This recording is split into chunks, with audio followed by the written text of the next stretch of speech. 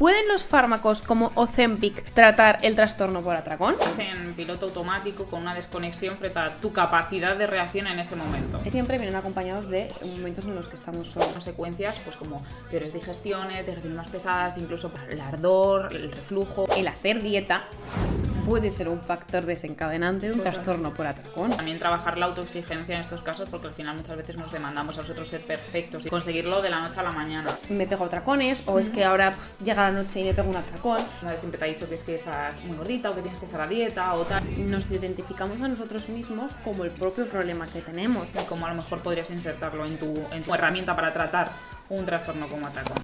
¿Alguna vez has comido hasta sentirte incómodamente lleno, aunque no tuvieras hambre, y luego te ha invadido un sentimiento de culpa o vergüenza? Hoy te ayudamos a comprender qué es el trastorno por atracón. Si quieres saber más sobre este tema, quédate con nosotras.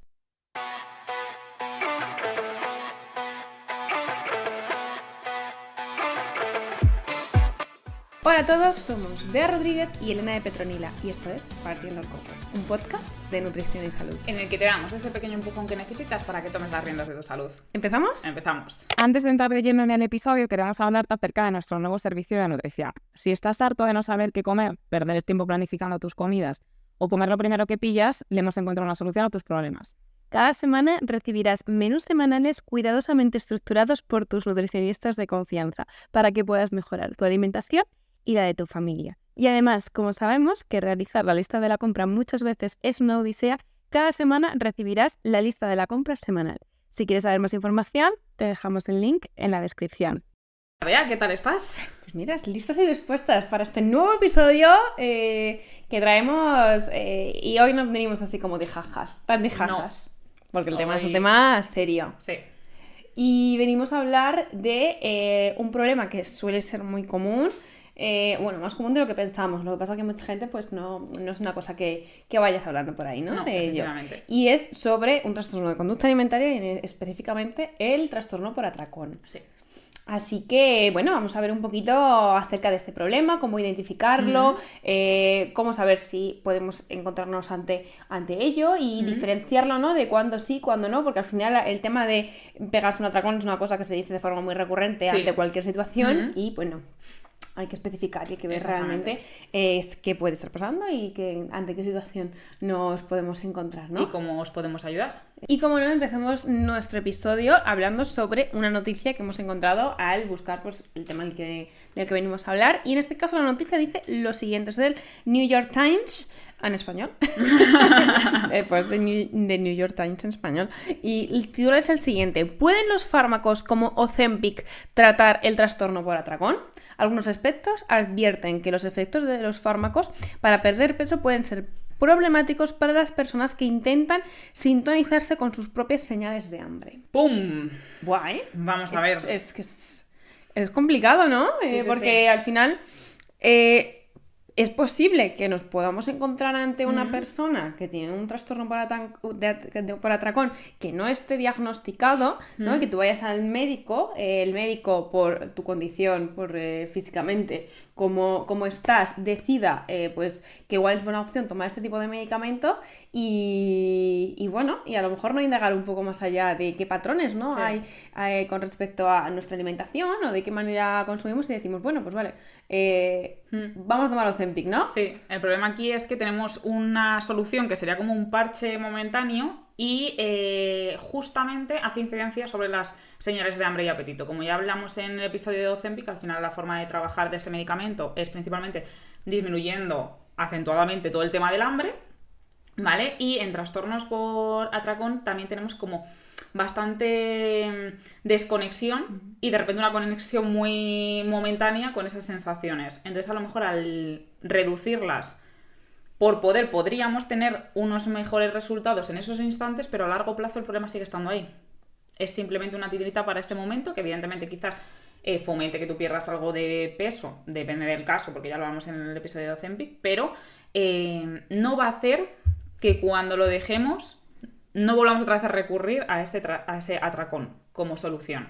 Exactamente, tenemos que tener en cuenta que en un trastorno por atracón no solo es el hecho de comer, ¿vale? Vamos a ver ahora un poquito cómo identificarlo, qué criterios diagnósticos se establecen, pero es verdad que en este caso, cuando tomamos Ozempic, estamos inhibiendo nuestras señales de hambre y saciedad, ¿no? Es decir, que si tú tienes este problema y realmente pues, te desaparece el apetito, pues probablemente a lo mejor no vaya a haber esa ingesta de comida. O sí, en algunos casos. Es que al final...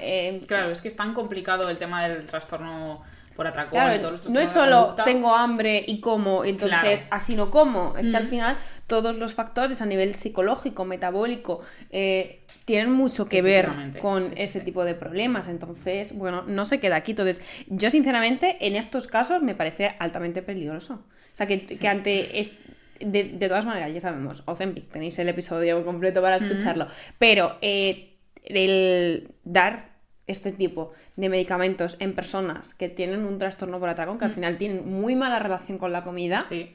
es como hacer más bola de la bola que ya hay. Totalmente, porque, o sea, no puedes estar de por vida tomando Ozempic. Entonces va a llegar un momento en el que pares de tomar este tratamiento que te está inhibiendo las señales de hambre y saciedad y de repente volvemos a tener ya no solamente esas señales, sino que además más acentuado, no vas a poder tener ese control porque no has aprendido ningún tipo de herramienta para poderlo solucionar y se complica todavía más, porque vas a tener mucha más culpa de yo, con lo bien que estaba respondiendo a esto y ahora la he cagado o tal o pascual, porque al final... Es un poco también el diálogo de los trastornos de la conducta, básicamente. Y que yo creo que es altamente peligroso en estas personas porque al final creo que en resultado es como... No te diría algo así como la píldora que estás poniendo un parche. Sí, estaba pensando yo también un poco como en ese símil. Sí, no pero es exactamente lo mismo, obviamente. Exactamente, no es exactamente lo mismo, pero todavía peor porque en este caso es algo muy psicológico. Entonces creo que a nivel psicológico creo que puedes estar destrozando aún más a la persona a largo plazo, no en ese momento. Pero sí a medio plazo, claro, o sea, Claro. tú no vas a tener ese fármaco en tu receta médica de por vida, va a llegar un momento en el que lo vas a tener. También se podría quizás durante el tratamiento con Ozempic estar acudiendo a un psicólogo e ir haciendo una terapia para poder, en caso de que volviese a aparecer, tener tus propias herramientas, pero evidentemente no va a ser exactamente la misma situación. Claro. Y nunca se sabe lo que puede pasar. Es que es tan multifactorial que es que no... Es pensar por pensar lo que podría llegar a ocurrir y cómo a lo mejor podrías insertarlo en tu vida como herramienta para tratar un trastorno como atracón. Pero bueno, vamos a traer, ¿no?, lo que sería el trastorno como atracón como definición, criterios... Exactamente. Entonces, vamos a empezar leyendo la definición tal cual para que nuestros oyentes y visualantes. Claro, ¿cómo se dice eso? Espectadores. No me ¿has visto este vocabulario que me calzo últimamente? Bueno, trastorno por atracón es un trastorno alimentario caracterizado por episodios recurrentes de ingesta excesiva de alimentos durante un corto periodo de tiempo, acompañados de una sensación de pérdida de control, ¿vale? Se diferencia de otros trastornos de conducta alimentaria en el que en este caso no tenemos conductas compensatorias, ¿vale? No tenemos el uso del vómito o el uso de laxantes como forma compensatoria y que en temas de... A ver, es verdad que no siempre en ningún tipo de trastorno de conducta alimentaria tiene por qué haber un cuerpo determinado, o sí que muchas veces el tema de la anorexia se asocia mucho a cuerpos muy delgados, hay veces que no, y también puede haber una anorexia, o en la bulimia también puede haber diferentes tipos de cuerpos. En el trastorno por atracón suele haber, en algunos casos suele haber sobrepeso, suele haber obesidad, pero también podemos tener un normopeso, es decir, un peso que a priori no llamaría la atención o no te daría señales de que pudiera haber algún tipo de trastorno de conducta alimentaria, pues, y realmente pues puede haber todo tipo de cuerpos, ¿no? Totalmente, esto es algo que al final también a nosotros como profesionales e incluso a tú como espectador que puedas ser estar dentro del círculo de alguien que esté sufriendo un trastorno por atracón dificulta mucho que puedas ayudar o que puedas tener como ese conocimiento de decir, vale, pues a lo mejor a esta persona estoy viendo que le pasa esto, ¿vale? Porque es mucho más difícil. Además, como hemos comentado, pues los atracones son una pérdida de control sobre lo que estás comiendo y casi siempre van acompañados de vergüenza. Entonces es mucho más difícil que la persona de por sí pida ayuda y no se sienta como en ese aura de me van a juzgar porque ya de por sí te juzgas tú a ti mismo. Y exactamente, has entrado un poquito en el tema de los criterios que tenemos que tener en cuenta a la hora de determinar si existe un trastorno por atracón. Y en este caso, uno de ellos sería el consumo de grandes cantidades de comida que tú de forma normal en ese periodo de tiempo no serías capaz de comer, ¿vale? Acompañados de una falta de control, ¿vale? Es decir, que comemos y comemos de forma muy rápida, de forma muy descontrolada y que posteriormente a esa ingesta pues vamos a tener una sensación de culpa, una sensación de vergüenza, una sensación de frustración por haber llevado a cabo ese episodio. Además, una de las cosas que yo creo que sucede, ¿no? Que mucha gente cree que a lo mejor pues no que tengas un trastorno por atracón, pero sí que uses mucho el lenguaje de decir me pego atracones, o es que ahora llega la noche y me pego un atracón, ¿vale? Y es que tenemos realmente en este tipo de problemas comemos cualquier tipo de alimento, ¿vale? Independientemente de que muchas veces sean combinaciones de alimento que a priori te desagradarían, ¿no? Y en ese momento pues te lo comes y con una sensación de estar hasta arriba y realmente de forma muy descontrolada, es decir, que pierdes el control realmente de lo que estamos comiendo. No tenemos como con ese nivel de conciencia como tendríamos en otro momento. Es como más en piloto automático, con una desconexión frente a tu capacidad de reacción en ese momento. Exactamente, y siempre vienen acompañados de momentos en los que estamos solos, ¿vale? Por ese sentimiento de culpa, ese sentimiento de vergüenza, esa frustración que nos genera, no sé, las personas no suelen hacerlo cuando hay nadie, sino simplemente pues cuando estás en soledad, y es como pues un poco el momento en el que te liberas un poco a nivel mental de lo que te está generando el llevar a cabo esa conducta. Exactamente. Y dicho esto, tenemos que tener en cuenta cuáles son las causas que hacen que se predisponga, ¿no?, el desarrollo de este tipo de problemas. Y es verdad que al final no hay una única causa, ¿vale? Al final es una serie de factores que se llevan a cabo pues, durante muchos años de la vida, en muchos casos, que hacen que en un determinado momento, un determinado factor desencadene este problema, ¿vale? Entonces existen diferentes tipos de factores y los agrupamos en diferentes grupos. Así que, Elena, cuéntanos cuál sería alguno de ellos. Bueno, pues tenemos los factores biológicos, ¿vale? Dentro de los biológicos serían el desequilibrio que tenemos a nivel hormonal, ¿vale? Sobre todo en cuanto a las hormonas de hambre y saciedad, ¿vale? Esa leptina y esa grelina están descompensadas. El cuerpo no las... por así decirlo, tendríamos como cierta resistencia, entonces es más fácil que nuestro hambre y nuestra saciedad a lo largo del día no se vea como la del resto de las personas. Entonces tengamos como más predisposición de que en caso de cualquier evento, pues nos disparemos. Y otro de ellos serían los factores psicológicos, ¿vale? Es decir, el estrés, la ansiedad, la depresión, ciertas traumas emocionales que podemos haber tenido a lo largo de nuestra vida, que hacen que pues tengamos, como por así decirlo, más papeletas o más papeletas, más predisposición a este tipo de problemas. También tenemos los factores culturales, ¿vale? Ya lo hablamos en el peso ideal, ¿no? Que estuvimos ahí dándole caña al tema de las dietas y de los estándares, pero todo lo que culturalmente nos influye a nivel de que nosotros queramos entrar en unos cánones de belleza o que queramos estar dentro de, pues... Muchas veces quizás a lo mejor no es como tanto, bueno, sí que es a nivel social, pero más quizás temas familiares o lo típico de que tu madre siempre te ha dicho que es que estás muy gordita o que tienes que estar a dieta o tal. Todo eso al final también es culturalmente y a nivel social lo que nos puede empujar a que pues tengamos más predisposición. Acompañado justo al tema de la presión social, al final uno de los factores que todo ese discurso, ¿no?, que hemos tenido toda la vida de hay que estar delgadas, de que esa cultura de dieta, ¿no?, viene acompañado de dietas restrictivas, ¿no? Y esa misma restricción es la que en cierto momento nos puede llevar a tener esas conductas tan descompensadas, ¿no?, o tener que compensar a través de los atracones, ¿vale? Al final es una respuesta del cuerpo ante esa restricción que muchas veces llevamos a cabo, pues por llevar a cabo ciertas dietas y demás. Entonces, al final, el hacer dieta puede ser un factor desencadenante de un trastorno por atracón. Totalmente, sobre todo cuando a lo mejor las dietas son muy, muy restrictivas. Al final, la restricción nos va a hacer que probablemente tengamos un mayor deseo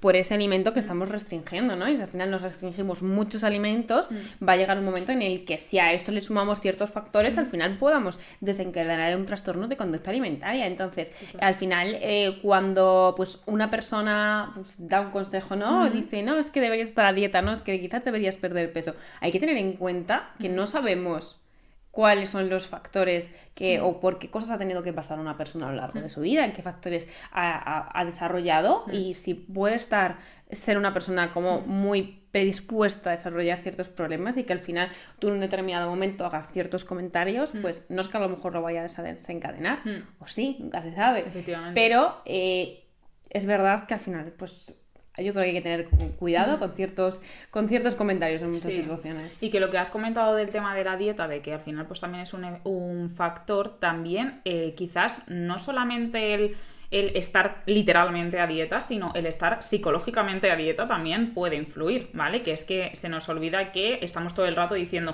yo no puedo comer esto, es que yo no debería de comer esta otra cosa, yo no debería comer lo otro, y aunque tú no lo estés restringiendo físicamente, sí que lo estás restringiendo constantemente a nivel mental y eso también influye. Dicho un poco estos factores, pasaríamos un poco a las consecuencias que tendría sobre nuestro cuerpo al final padecer un trastorno de atracón. Cuéntanos, Bea. Pues uno de ellos sería pues el aumento de peso, como bien hemos dicho, hay en algunos casos en los que se produce un aumento de peso, que al final ese aumento de peso puede ir de la mano del desarrollo de ciertos problemas metabólicos, como pueden ser la diabetes o como pueden ser la hipertensión, el colesterol, todo ese tipo de cosas al final que formarían parte del síndrome metabólico. Entonces, ese podría ser probablemente uno de los factores que en el tiempo se podrían ver en este tipo de problemas. Además también tendríamos problemas a nivel digestivo, ¿vale? Al final el consumir tantísimas calorías y tanto volumen de comida en un momento tan pequeñito de espacio temporal, pues al final tiene consecuencias pues como peores digestiones más pesadas, incluso podría haber algo más de diarreas, ¿vale? Más movimientos a nivel intestinal, pesadez, el ardor, el reflujo, ¿vale? Todos estos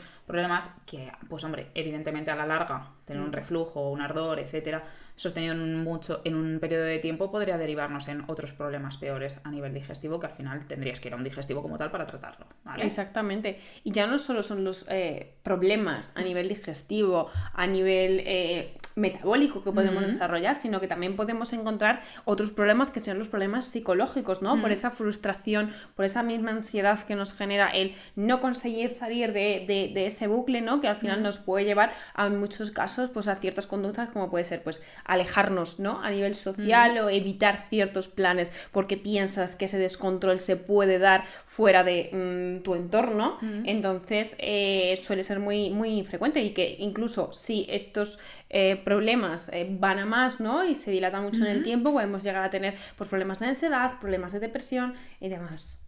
Genial. Y yo creo que la pregunta del millón, ¿no? Sería ¿cómo salimos de un ciclo de trastorno atracón o de atracones? Pues en primer lugar sería el tomar conciencia, ¿no? El ser consciente de que tenemos este tipo de problema, porque muchas veces pues vivimos en ello, ¿no? O al final nadie en nuestro entorno lo sabe, porque al final las personas que lo padecen se encargan de intentar evitar que parezca que se produce, ¿no? Y entonces es ser conscientes de que tenemos un problema, ¿no? Y no juzgarnos a nosotros mismos por ello, sino, vale, tengo un problema y necesito que alguien me ayude, necesito conseguir ayuda de uno o varios profesionales, porque en realidad son varios profesionales los que serían necesarios en este caso, y llevarlo a cabo. ¿Y qué profesionales serían, Elena? Bueno, pues principalmente necesitamos un nutricionista, si es posible, que esté especializado en trastornos de la conducta alimentaria, ¿vale?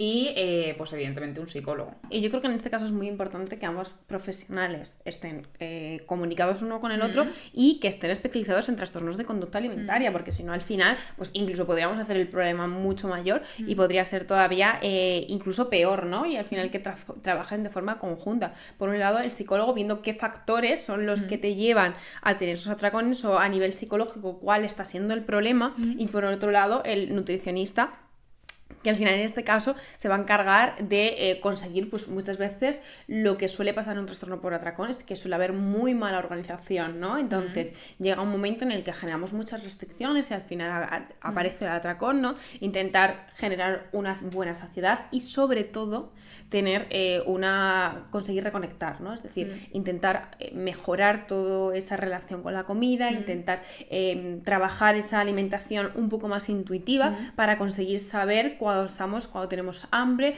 cuando estamos saciados y demás. Exactamente, aquí es súper importante el que demos una buena educación nutricional y desmontemos bastantes mitos, porque al final también quiera que no, venimos de un historial de muchas dietas, en la gran mayoría de los casos, y es necesario ir desmontando pues cosas tipo los hidratos de carbono me engordan mucho más porque son alimentos que normalmente son como los más prohibidos o los más restringidos a nivel psicológico, y que de repente donde más te pegas el atracón son con este tipo de alimentos, porque al final son los más palatables, los más ricos, los más calóricos, por así decirlo, que al final es lo que el cuerpo muchas veces necesita cuando estamos en una restricción, ¿vale? Y es fundamental que pues acudamos a un nutricionista que también pues nos ayude a esa guía, porque luego la alimentación intuitiva pues también es como una parte que necesitamos, pero hay como pasos antes que ir dando, porque si no, evidentemente, cuando no tenemos conexión con ninguna de las señales a nivel interno de hambre y saciedad, es súper complicado de repente que seamos intuitivos con la comida. Es que al final la alimentación intuitiva está muy bien en papel, pero luego llevado a la práctica es mucho más complejo. Muy compleja, sí. Y en este caso yo creo que a nivel de los dos profesionales es importante el trabajar en el lenguaje, ¿no? En de qué manera tenemos que ser un poco más compasivos con nosotros mismos, porque en ese aspecto es verdad que al final existe mucho rechazo hacia uno mismo, muy baja autoestima, como ya hemos comentado. Entonces, claro, el discurso interno de esa persona suele ser muy malo. Entonces es verdad que al final necesitamos ir cambiando poco a poco ese lenguaje, y sobre todo no sentir que somos los culpables del problema, ¿no? Es como que parece que no tengo la suficiente fuerza de voluntad, ¿por qué lo hago si no lo quiero hacer? Y al final ese bucle hace que a nivel psicológico estemos mal. Entonces, si estamos mal, no podemos salir de ese bucle de atracones, realmente. Entonces, al final es muy importante, ¿no? Porque muchas veces que la gente dice, ¿cómo consigo salir de... ¿Cómo consigo no sentirme, no hacer ese atracón? Y ya no solo no conseguir ese atracón, sino ¿cómo hago para no sentirme mal después de llevarlo a cabo? Que al final ahí es donde está el problema. Exacto. Y además que es que los procesos de trastorno por atracón y, bueno, cualquier trastorno de la conducta alimentaria en el psicólogo junto con un nutricionista es un proceso muy largo. O sea, es un proceso muy largo porque al final, pues el terapeuta tiene el tiempo que tiene y muchas veces vas al psicólogo y empiezas a contar quizás el problema, y hay veces que tú no estás preparado para enfrentar ese problema en ese momento, y hay muchas otras veces en las que quizás hay otras cosas que están por encima y hay que trabajar primero para desmontarlo de debajo.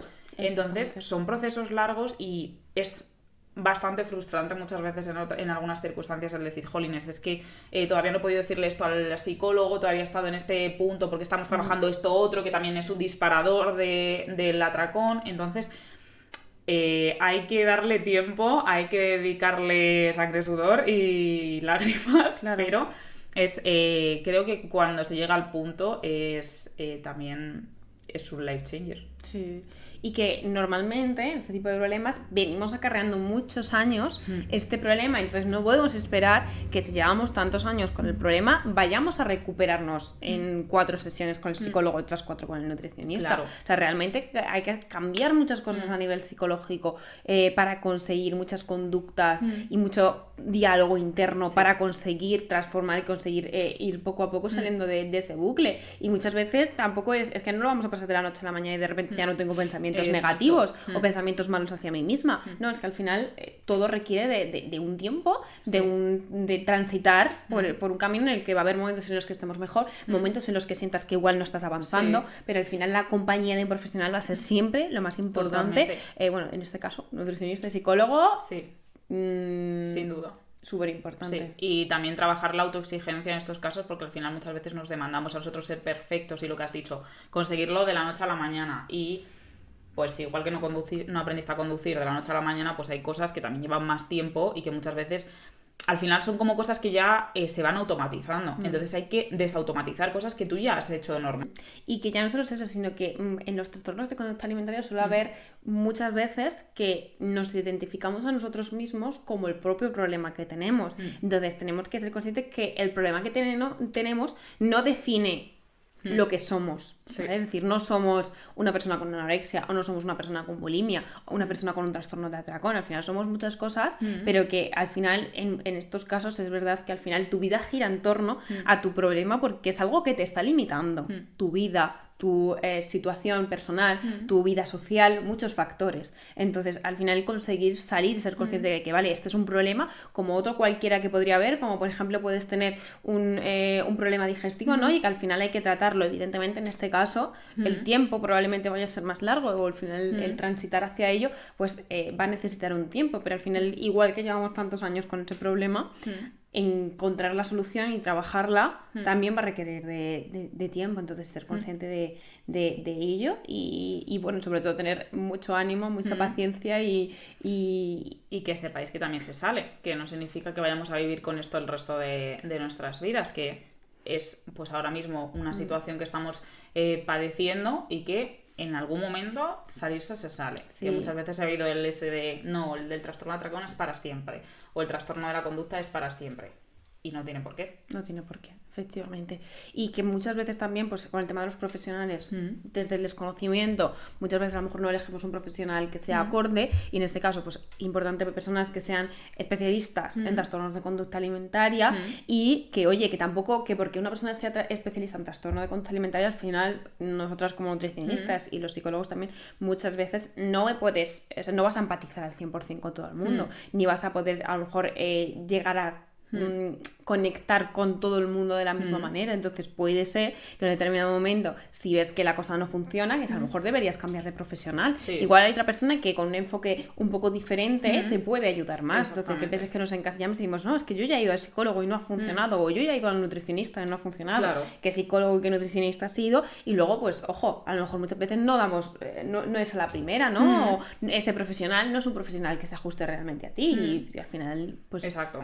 No pasaría nada tampoco. Exacto, que también podemos cambiar y que, oye, que puedes, te puede caer genial tu nutricionista, pero también puede no ser útil en tu caso. O en un determinado momento. A lo mejor de primera sí te puede ser útil. Y llega un momento en el que, pues, claro, pero que también no conseguimos avanzar, claro. ¿vale? Y no supone ni que el nutricionista sea mal nutricionista, por ni eso. que tú no seas capaz de llevar a cabo algo de forma específica. Por eso, pero que Entonces, tampoco pasa nada porque cambiemos e intentemos ir a otro profesional, o incluso que el mismo profesional te diga, mira, pues yo hasta aquí llego y ya más adelante quizás a lo mejor necesitas ir con otra persona que se ajuste mucho más a lo que necesitas, porque yo hasta allí ya no puedo llegar, yo ya no tengo más recursos, quizás a lo mejor necesitas otra persona que quizás sí.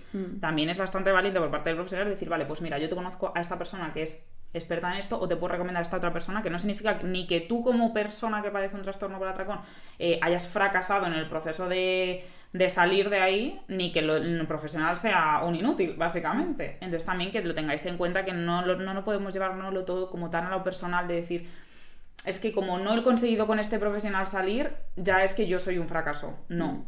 Es que puede que quizás el momento no sea, esa persona no sea, y que en otro instante de tu vida sí que seas capaz de salir, pero es que hay tantos factores que no tenemos por qué siempre acabar siendo nosotros los culpables, ¿vale?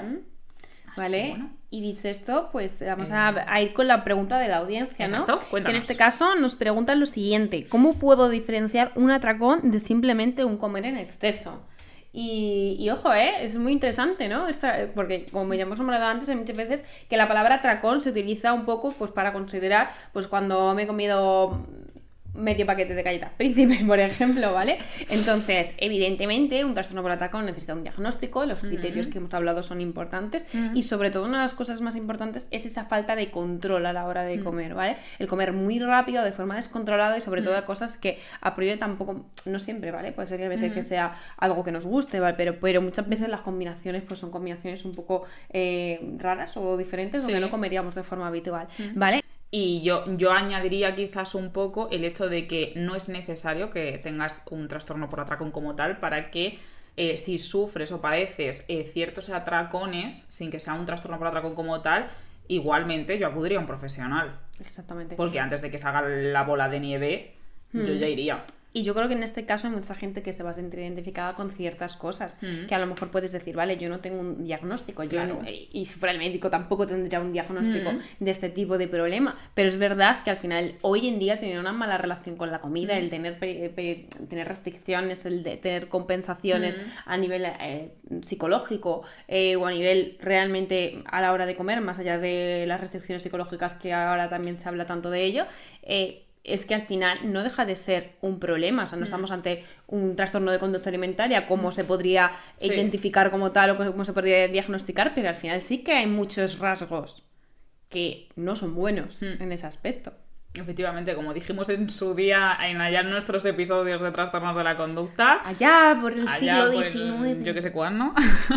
No tanto. En plan, divagamos mucho entre una mala relación con la comida y el riesgo de un trastorno por atracón en la sociedad. Pero por Exactamente. el ambiente y todos los factores que al final hemos ido viendo. Exactamente, todos esos factores culturales que hemos nombrado, que al final, pues antes los había, los seguía viendo, pero es que ahora la cosa es mucho más heavy. Es que ahora tenemos una exposición a nivel social, redes sociales de forma continua, que al final esos mensajes, aunque no nos demos cuenta, pues están calando. Y en una persona adulta, pues con cierta edad, a lo mejor no genera tanto mal, pero imagínate en niños, adolescentes, que al final ahí todavía el cerebro se está ahí como moldeando y que al final son carne de cañón para este tipo de cosas, este tipo de problemas. Totalmente. Realmente. Entonces, bueno, yo creo que hay que tener en cuenta que los trastornos de conducta alimentaria cada vez están más presentes en nuestra sociedad y cada vez se ven casos también pues de niños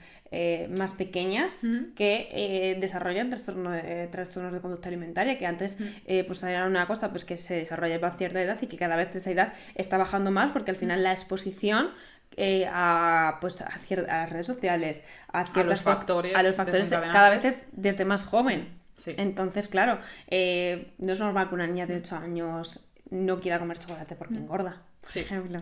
Por eso, así que, a ver, evidentemente aquí el factor de educación, ya no solamente a nivel nutricional, que es súper importante en las pequeñas, los más pequeños de casa, sino también a nivel psicológico. O sea, es muy importante que aprendamos también a regularnos a nosotros mismos, porque si no, todo esto va haciéndose mucha bola. O sea, creo que la educación, el meter quizás profesionales como psicólogos, como nutricionistas, en las primeras etapas de... O sea, no en las primeras etapas de la vida, pero sí que, por ejemplo, en primaria o en secundaria, ¿vale? Creo que sería muy importante para que empecemos a tener una buena base y que por lo menos dejemos de lado pues cosas como pues como lo típico, ¿no? En plan, los carbohidratos por la noche engordan o no engordan, ¿no? Pues ir vislumbrando e ir trayendo un poco esa imagen a los más pequeños de que ellos también sepan diferenciar de si sí o si no, o mira mamá, pues a mí me han dicho que esto que no es así y no es así. Y a lo mejor también llevamos más educación nutricional a las familias y muchas conversaciones que hayan luego en casa no van incrementando el riesgo de que vayamos llenando el saquito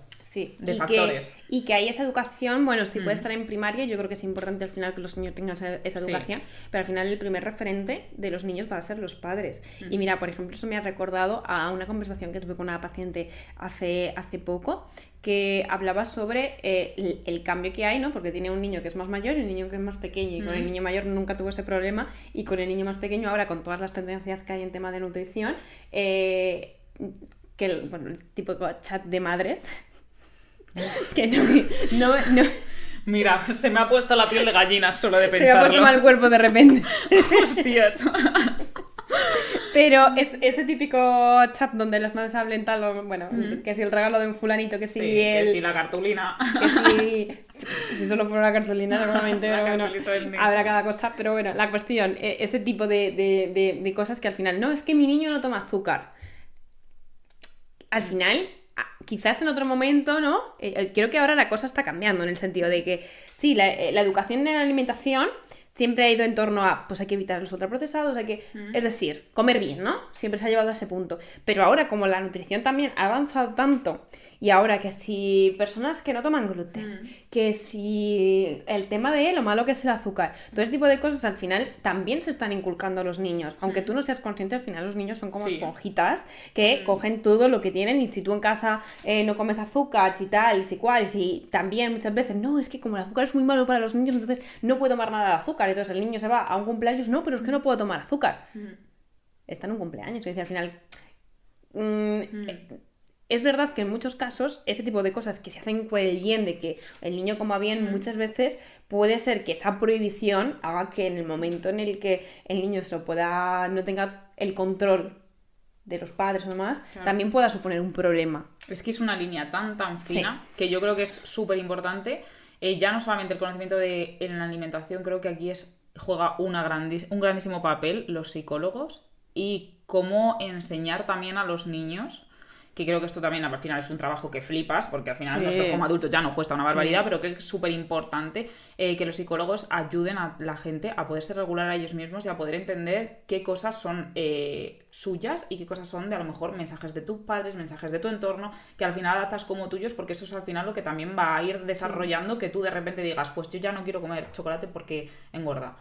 Porque tú no llegas a querer comer chocolate, porque lo decía todo el rato tu madre, porque lo decía todo el rato tu tía, o porque en casa cuando comías chocolate alguien te decía esto o te decía lo otro. Y creo que es súper importante como cada uno, como individuo, tener nuestra burbuja y saber lo que es tuyo y saber lo que es mío. Sí. Y hasta ese punto se llega cuando pues llevas mucho tiempo de terapia para que todo eso no te acabe afectando tan a nivel personal.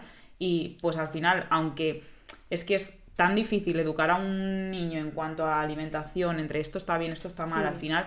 Y la exposición a nivel social, claro. Que es en un momento en el que sale de tu casa tampoco sabes Totalmente. Lo que hace que y yo creo que ahí también pues es importante que el niño sepa cómo comer bien, claro. pero también que tenga una buena relación con todos los alimentos, porque es que al final esto es muy malo, esto te va a hacer daño, esto es veneno... Claro.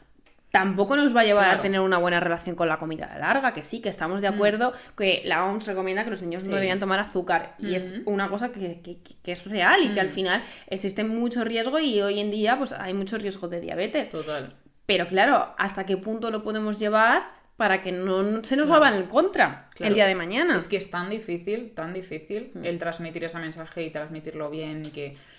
Son tantos factores que comprendemos que evidentemente es ultra complicado, pero que necesitamos evidentemente que haya figuras que conozcan y que puedan educar al resto, y que una vez ya con la información la población que pueda ir jugando, porque si no tenemos padres liados, hijos liados y todos aquí liados con todo. Exactamente. Y dicho esto, pasamos a nuestra sección favorita. El alimento de turno. Dentro de intro.